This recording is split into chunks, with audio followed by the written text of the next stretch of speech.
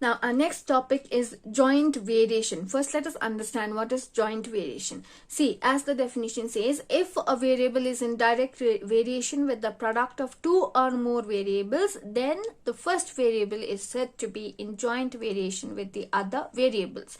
Till now, we have seen that one variable is in direct or inverse variation with another variable. We have seen a relation between only two variables, isn't it? In case of joint variation, you can see that if one variable is in direct variation with two or more variables, the product of two or more variables at the same time, then in that case, since these two are joined together, we say the variable is in joint variation. That's the only difference. Okay, now there's a particular theorem on joint variation which helps us to define what is joint variation, which helps us to tell us when do we say that a variable is in joint variation. The statement of the theorem is only necessary, you need to learn it. Okay, so what does this statement say? I have explained it very carefully over here. See, my two instances are, suppose there is a variable x,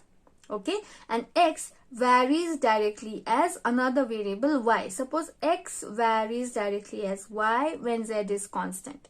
Then this x also varies with z.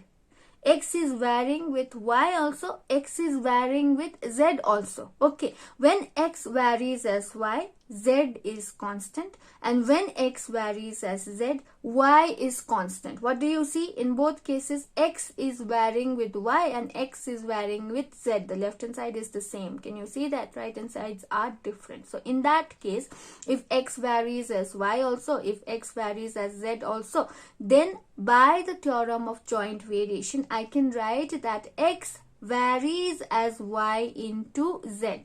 Okay, if x varies as y and x varies as z, then by the theorem of joint variation, I can say that x varies as y into z when y and z both vary, when y and z can both change.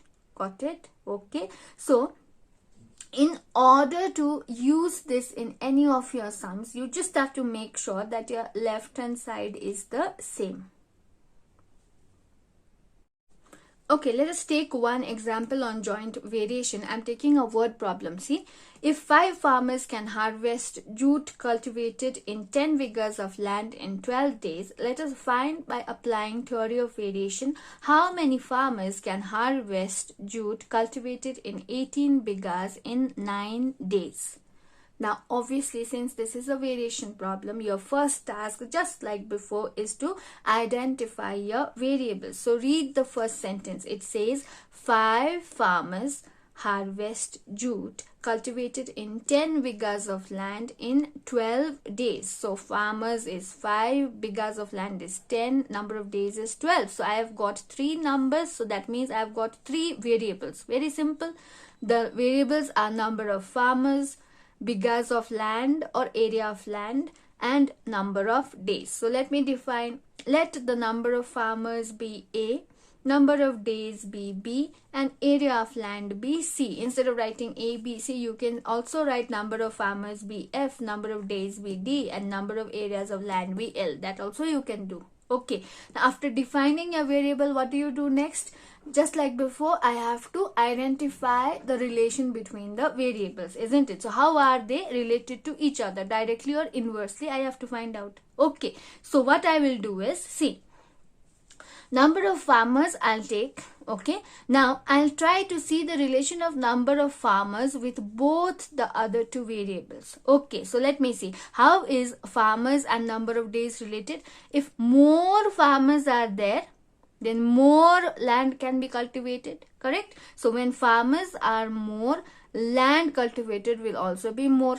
More farmers can cultivate more acres of land, so both are increasing. Can you see that? Yes, if less farmers are there, then they can cultivate less acres of land. Less farmers will cultivate less acres of land. So you can see the relation is direct over here, isn't it? So that is why I'll write the number of farmers is in direct variation with the area of land. Correct? So when the number of days remain constant. So that is why A varies as C when B is constant. This line is important to write, because this line comes from the theorem of joint variation. It is necessary to say that the third variable is constant at this time. Okay, the left out variable should be a constant. So you must write down whatever is remaining over here is constant. Got it? So I got the first relation. Now find the relation between farmers and number of days. See, for farmers and number of days, if number of farmers is more, then number of days to cultivate the land will be less. More farmers can cultivate the land in less number of days. More farmers means they take less number of days. Less farmers means they take more number of days to cultivate the land. So you can clearly understand the relation is opposite, right? So that is why I'll say the number of farmers is in inverse relation with the number of days. Got it?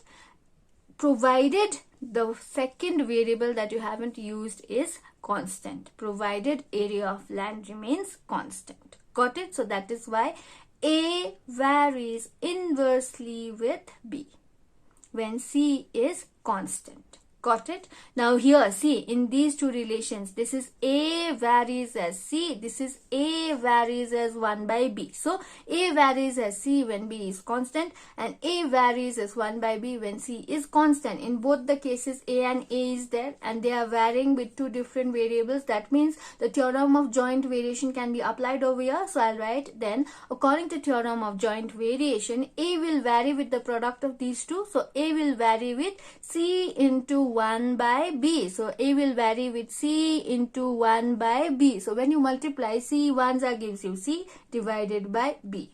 Got it? So A varies as C by B, which can be written as A, change the variation sign, equal to K into C by B. Instead of K you write where K is a variation constant. So this way I have formed a variation equation. Got it? So till now what have I done? From the question, I have identified my variables and established a relation between them and formed my variation and then made it into an equation. That is what I have done. Now after your equation is ready, now it's time to use the numbers given in the question. Okay, so first take that sentence that has the value of all three variables. I have 5 farmers can harvest jute cultivated in 10 vigas of land in 12 days. So farmers, A is 5, B is 12, C is 10. So given A is 5, B is 12, C is 10. So putting these values in equation 1, you will get the value of K that I got as K equal to 6. I am not explaining the simplification part. It is very easy. Please go through it.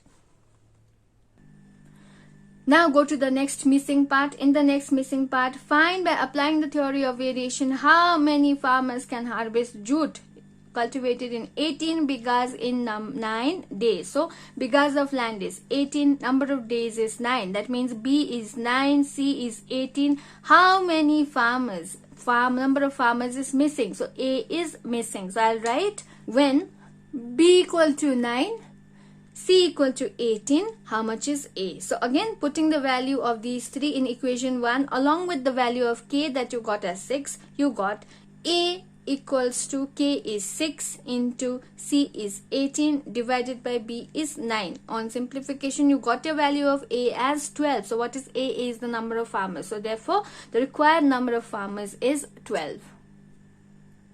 Other than word problems, there are some typical kind of questions that come in this chapter. So let me show you one of them. So the question says, if x by y varies as x plus y and y by x varies directly as x minus y, let us show that x square minus y square equals to constant. You can clearly see two variations are given to me. So I'll take them one by one. I'll write the first one given. X by y varies as x plus y, which can be written as x by y equals to k1 into x plus y. Why k1 I've already explained to you, correct? And where k1 is the variation constant. Take the second one, y by x varies as x minus y, which implies that y by x equal to k2 into x minus y, where k2 is the variation constant. I got two equations, equation 1 and equation 2, by changing them into equations. Got it? Now after that, how do I proceed further? Once you got your equations, you go and look at your show that part. What are you asked to find? You are asked to show that x square minus y square is a constant, but in these two equations you don't see x square minus y square anywhere. So is there a way of getting x square minus y square from these two equations? Yes, I can see x plus y is there in the first equation and x minus y is there in the second equation. And I also know that x plus y and x minus y equals to x square minus y square, correct? So that means, how am I able to get x square minus y square? The only possible way to do that is by multiplying these two equations together, so that x plus y gets multiplied with x minus y, because only x plus y into x minus y is going to give you x square minus y square. So for that purpose, what will I do is, I'll multiply equation number 1 with equation number 2. Okay, now when you multiply two equations, in other cases, not only multiplication, whether you are adding, subtracting, multiplying, dividing, if two equations are to be added, subtracted, multiplied or divided, then in that case, left hand side gets multiplied with the left hand side, equal to remains as it is, and right hand side gets multiplied with right hand side. Please always keep this in mind. Okay, so see, when left hand side gets multiplied with left hand side, you got x by y into y by x equal to as it is. Now multiply the right hand sides, k1 into x plus y into k2 into x minus y. Simple. Now you can see these two can be cancelled, so x and x gets cancelled, y and y gets cancelled. What am I left with? I'm left with 1 ones are 1. Okay, equals to, on the right hand side you can see everything is multiplied together. So what you will do is, you will separate the constants, keep the constants together, keep the variables together. Okay, so I'm just interchanging their places and writing k1 into k2 into x plus y into x minus y. Got it? Now in the next step, 1 equals to k1 into k2. I know x plus y into x minus y is x square minus y square.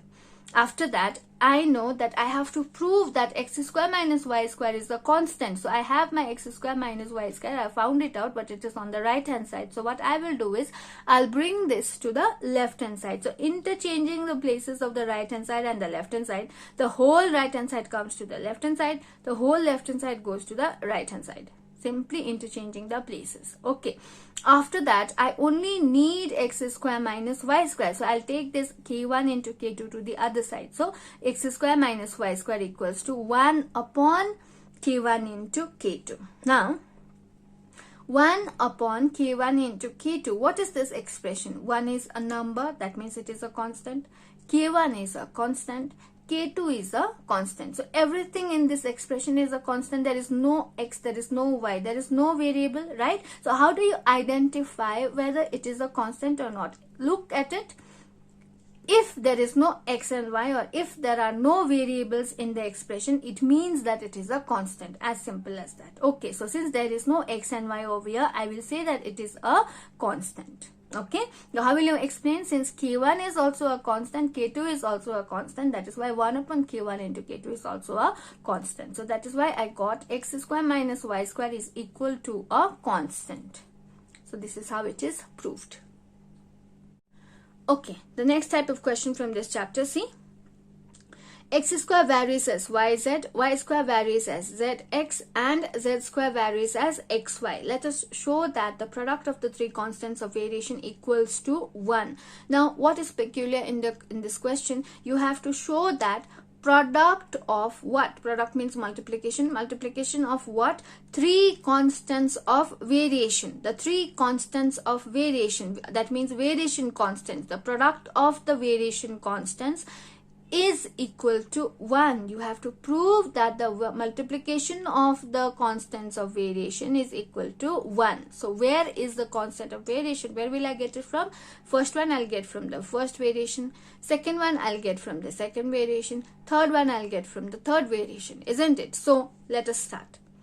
Given, take the first one, change it into an equation with the variation constant k1. Okay. take the second one, change it into an equation with the variation constant K2. Take the third one, change it into an equation with the variation constant K3. So my three variation constants are K1, K2 and K3. So I got my three variation constants. Now after getting my three variation constants and after getting my three equations, what do I do next? Take the hint from the question again. Show that the product of the three constants of variations is equal to 1. Show that the product, so that the multiplication of K1, K2 and K3 is going to give you 1. Okay, that means K1, K2 and K3 needs to be multiplied. You have to find their product, right? So how do you get the product? By multiplying the three equations. So from equation 1, 2 and 3, just multiply like before. Multiply the left hand sides and multiply the right hand sides. So multiplying x square into y square into z square equals to K1 into yz multiplied by K2 into zx multiplied by K3 into xy. Got it? Now multiply the left hand sides. You got x square, y square, z square equals to, like before, keep your constant terms together. Everything is multiplied together over here, so you can always exchange their places, right? So what am I doing is I'm keeping my three constants together. So K1 into K2 into K3 first, then the variables yz into zx into xy. Simple. So in the next way, left hand side remains as left hand side equal to K1 into K2 into K3. On multiplication I got x into x, x square, y into y, y square, z into z, z square. Got it? Now my task is to show that the product of the three constants of variation is equal to 1. I have to prove that K1 into K2 into K3 equals to 1. Correct? So that means I have to find the value of K1 into K2 into K3. So what I'll do is, whoever's value I have to find, I'll take it to the left hand side. Correct? So interchanging the places of the left hand side and the right hand side. What I'll do, I'll take the whole right hand side to the left hand side. I'll take the left hand side to the right hand side. Just exchange their places. Got it? After doing that, I only need this much. This is not needed, so I'll take it to the other side. So taking x square, y square, z square to the other side, I got K1 into K2 into K3 equals to x square, y square, z square upon this down. Why does it go down? Because it is multiplied. Opposite of multiplication, when it goes to the other side, it becomes division. So upon x square, y square, z square. So these and these are exactly same terms, so they are cancelled out one time. Got it? That will be K1, K2, K3 will be equal to 1. So this is what I had to prove. Product or multiplication of the constants of variation is giving me 1. The value of the multiplication of K1, K2 and K3 is giving me equal to 1. So this is what I had to prove. I had to prove that the product of the three constants of variation is equal to 1. So therefore, product of the three constants of variation equals to 1 is proved.